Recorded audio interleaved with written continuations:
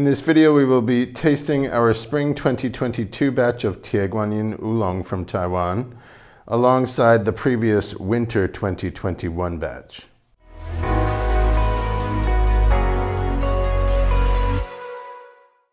Here we are tasting our Spring 2022 batch of Tie Guan Yin Oolong from Taiwan, Muzha, Taipei, Taiwan to be specific, from our regular source, and we decided to taste it alongside of last winter's batch, just to see how they compare to each other. We aspire to hold on to our Tie Guan Yin at least for a couple of months after it has been made, in order to let the roast settle for the most part. These leaves are extensively roasted, and when they're allowed to sit and just kind of regain composition, so to speak, the flavor becomes more balanced, and particularly with Tie Guan Yin, the slightly tangy sour note that Tie Guan Yin is known for, or at least Muzha Tie Guan Yin, comes out and becomes more evident. This year we ran out of our winter batch pretty quickly, and we're putting our spring batch on the shelf 2 months after it was made, basically. This batch was entered into competition. I still have not been able to reach my friend to find out about the results, but if you check our blog post on this batch of tea, we will have it updated with the full details on the competition and how this batch rated. Last winter's batch was just his, not one that he entered into competition, basically. I remember it being, I haven't tasted it in months actually, but I remember when we sourced it that it already had its tangy quality fairly evident. So we had high hopes for this tea becoming even more like a proper Tie Guan Yin should taste. So I'm kind of excited to taste it now since it's been a while. The spring batch is obviously, according to the current, definitely more fresh, fresher than the winter batch, makes sense. But with a roasted tea, that's not really a word that comes to mind immediately often, fresh, because it's so well cured. But this has a very, just a bright aromatic profile. And along with the roast, there's almost a floral and fruity notes, sweet notes, perfumey. That's quite interesting. These leaves have cooled down. I brewed 6 grams of leaves in these 150 milliliter tea judging cups for 2 minutes each. I brewed them twice. We have the first brew and then the second brew. A kind of deep, bold character. I believe, well, the way the results were panned out, the winter tea appears to be a little bit heavier in its roast, both in the aromatic profile and in the color of the brewed tea. The winter batch is noticeably darker than the spring batch. One of the reasons I can assume, knowing how these competitions work, that he chose this batch was the actual appearance of the brewed tea. It's very transparent, has a nice glow to it. It's dark enough, but not too dark. This batch would not have done well because it's a bit too dark for the standard, the quality standard in the competition. This has a really a deep orangey brown golden hue to it. Definitely more transparency and more luminescence to the spring tea. I haven't tasted the spring tea since I chose our batch. We had a choice among 4 different batches, and even though this batch was a little bit pricier because he prepared it for competition, meaning that he had to de-stem it, make the leaves a little bit cleaner. We'll take a quick look at the dried leaves now before I taste. Again, so along with the appearance of the brewed tea, the appearance of the dried leaves is competition standard. They're very uniform. There's no stem material visible at all. The stems have been removed, and there's a really nice glow, kind of sheen, an oily sheen, when you roast tea extensively, the oils come to the surface and it has a nice kind of oily matte finish. The winter tea is darker, less of a sheen, just kind of a little bit more of a rugged appearance to it.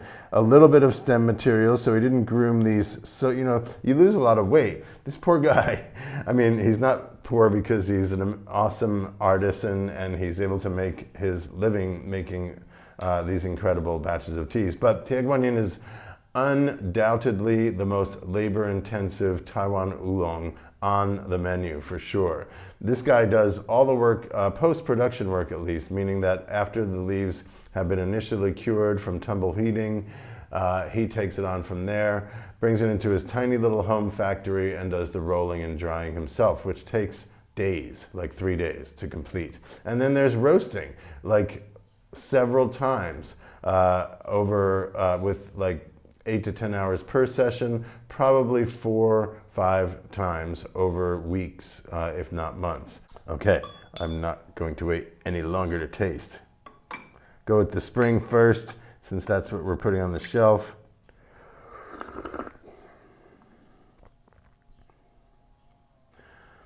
Very satisfying, like caramel and campfire. A very striking balance between the roast and the sweet factor. A little bit smoky finish.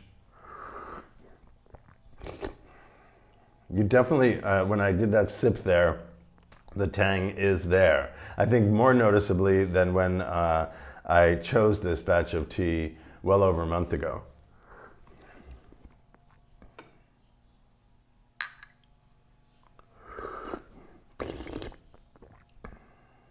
Yum, yep. So we chose the most expensive batch because that was the one we liked the most. It's a bit up, like I said, he's entering it into competition.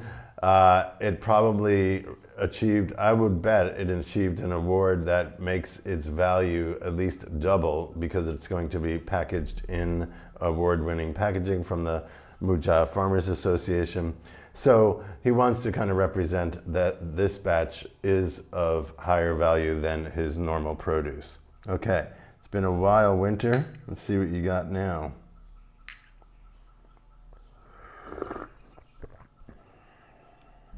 Yeah, bolder in every way. The tanginess is there. Very prominent tangy note. This one has matured quite nicely. If you're into Tie Guan Yin for that tangy sour note, maybe you still have some of that winter batch. This tea will only get better with age in the sense that it will mellow and settle more and more. There is roast there, but there's fruity, tangy, sour, sweet sour, and then the finish has most of the roast factor that comes forth. Yeah, it just makes sense to me now. He chose this batch based on quality standards. Very balanced, very smooth. Nothing super pronounced on its own in the aromatic profile.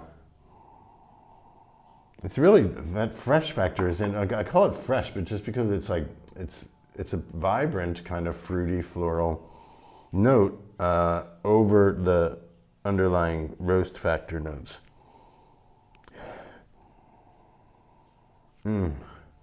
These roasted teas smell so amazing. Okay, I'm gonna do one more sip. Let's go for the second one.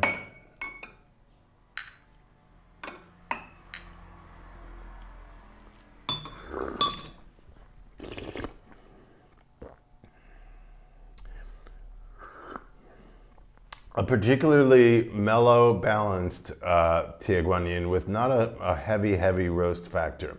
It's nice in that respect. You're not getting like blasted by roast. You know, it doesn't taste like charcoal, which when some of these batches are just done, they do. It's a very prominent charcoal kind of campfire-y note. There is roast in there, and there's a little bit of smoky factor at the end, some leathery kind of notes.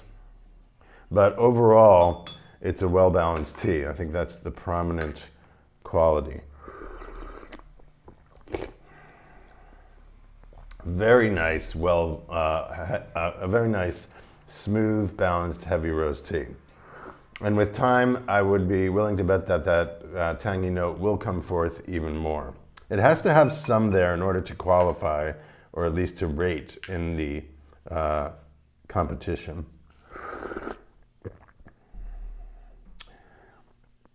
Much bolder, more tangy notes, just not quite as balanced. It's a bit rougher. Still quite delicious. I mean, I think this one, having been a winter batch, if anybody still has some around and you hold on to it until it gets cold out, it will be even more satisfying. Very nice to compare back-to-back seasons. This source only makes spring and winter tea, Tie Guan Yin, and he'll do some roasted black tea from summer harvest. So there we have it. Spring 2022, Tie Guan Yin Oolong tea. We are putting this on our new limited edition series because this guy makes so little tea. We don't get a chance to source very much because he doesn't produce very much. So much labor, so much time and skill goes into making very little amounts. So we have a new limited edition black label series on our site, and Tie Guan Yin is part of that series as of now, which we offer in 75-gram packs. Check it out. Thanks for being with us.